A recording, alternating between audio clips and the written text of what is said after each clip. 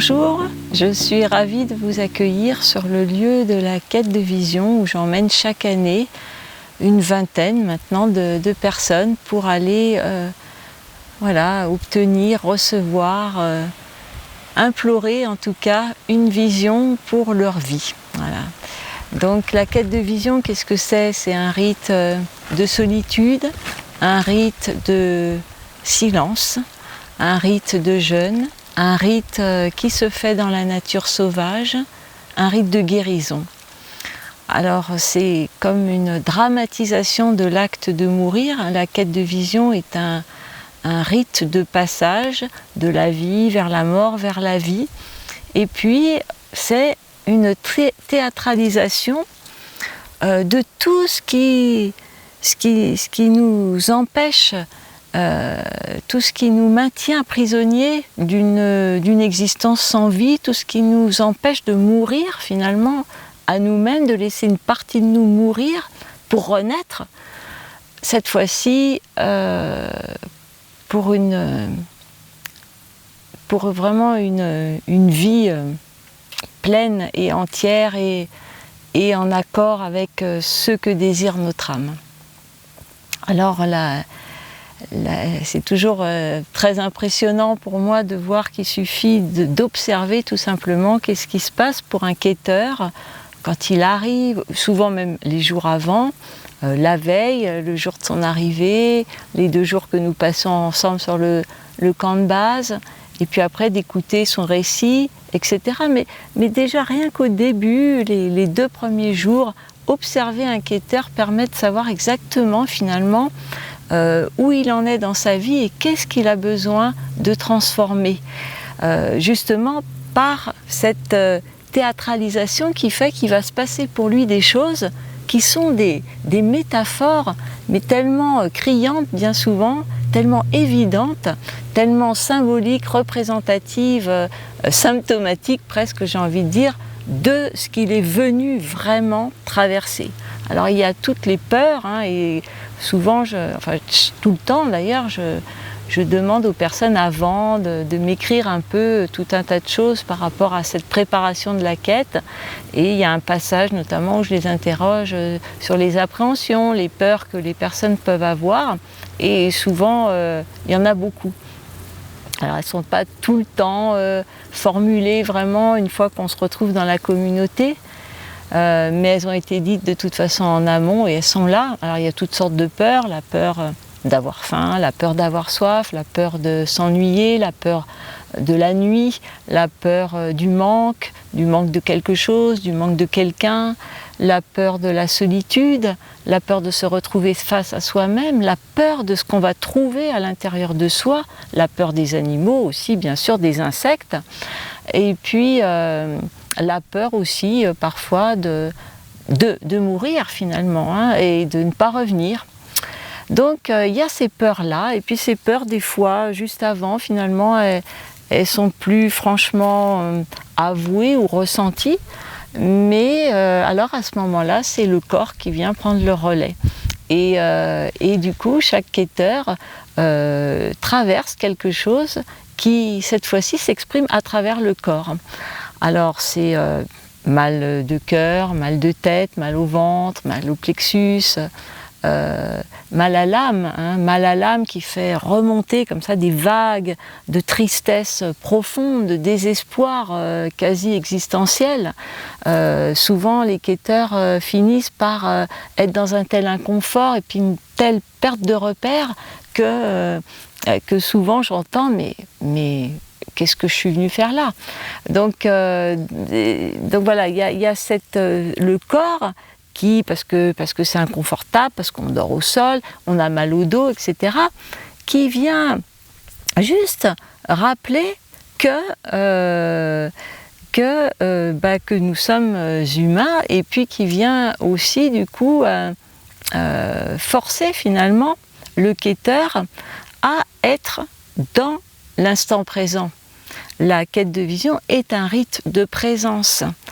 Alors ça peut être donc tout ça, et puis ça peut être des fois juste à la plus vaillante, une petite ampoule qui semble dire à cette personne, ben non, tu n'es tu n'es pas toute puissante, tu es humaine.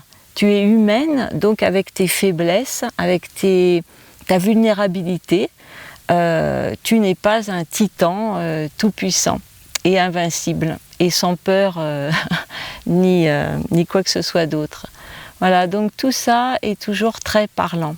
Alors, pour aller vers cette quête de tout ça, cette quête de présence, présence à soi-même, présence à la nature, c'est pour ça que tous les quêteurs sont unanimes pour dire qu'après la quête, leur rapport à la nature a complètement changé.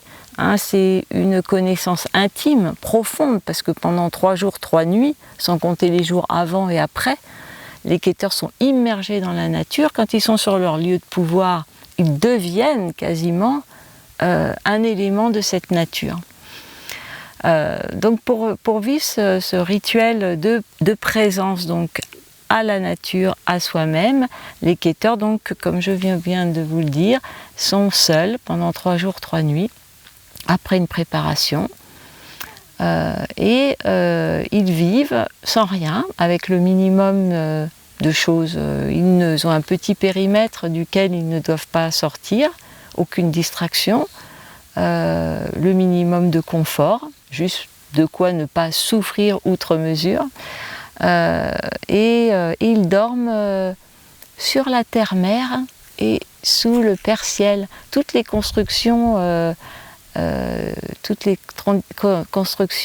indigènes ont toujours le sol, la terre battue par terre, et puis une ouverture que ce soit les tipis, les hoganes chez les Navarros, les yourtes, etc.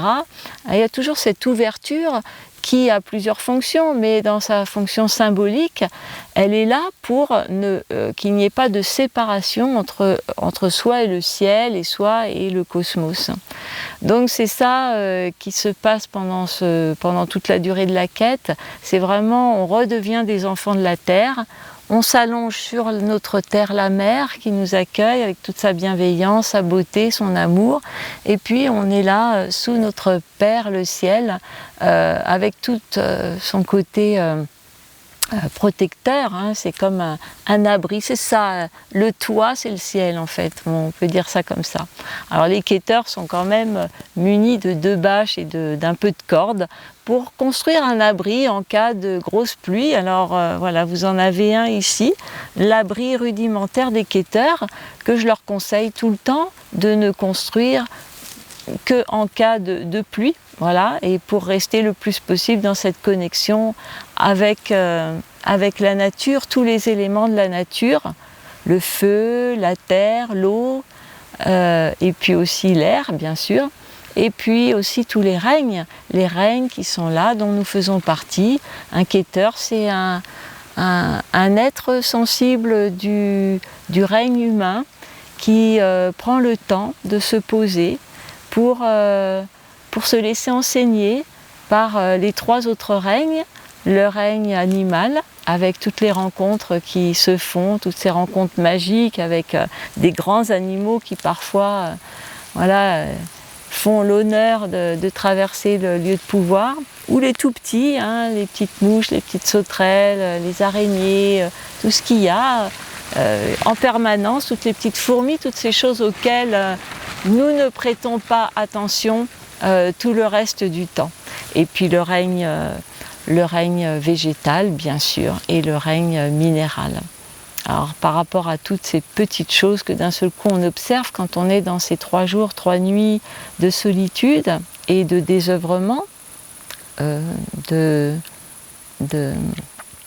d'abandon à ce qui est, d'immobilité, eh bien voilà, on prête attention à des choses dont on marche, et cette petite fourmi que l'on observe finalement, d'un seul coup elle prend une autre dimension parce qu'elle est chez elle, et finalement face à cette immensité et à ce mystère de la nature, nous devenons nous-mêmes finalement la petite fourmi vulnérable, et ça permet de voir le monde avec une autre vision après la quête, et Et dans cet aspect, pour finir par rapport à ce que je vous disais au début, hein, de passage de la vie à la mort, à la vie, et bien après un tel rite qui est comme un entraînement à mourir finalement, quand on retourne à sa vie, et bien d'un seul coup on la voit de ce point de vue-là, avec tout ce qu'on a.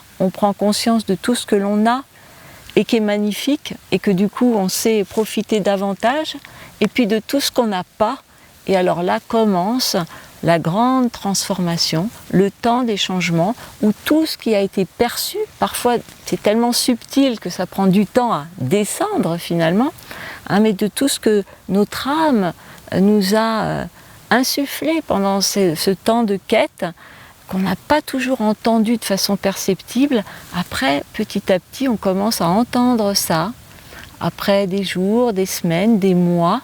Parfois le processus est long et c'est le temps des changements, des transformations, des perturbations nécessaires pour mettre en place une vie qui ne soit pas simplement une existence, une marche sur terre sans conscience, mais qui soit une existence pleine de vie, de joie, d'amour, et avec un souci d'amener toute cette bienveillance, toute cette harmonie, toute cette beauté que l'on voit dans la nature pour devenir nous-mêmes des prophètes. Hein, 3 jours, 3 nuits, c'est ce qu'a vécu Jonas dans le ventre de la baleine, c'est ce qu'a vécu Jésus dans le royaume des morts, et à chaque fois c'est un temps initiatique à l'issue duquel le quêteur peut devenir prophète dans son pays, voilà, de façon humble, hein, en incarnant tout ce qu'il a contacté ici, tout simplement, dans toute son humanité, sa vérité, son authenticité, sa sincérité envers lui-même, envers les autres et envers le monde en général. Merci beaucoup.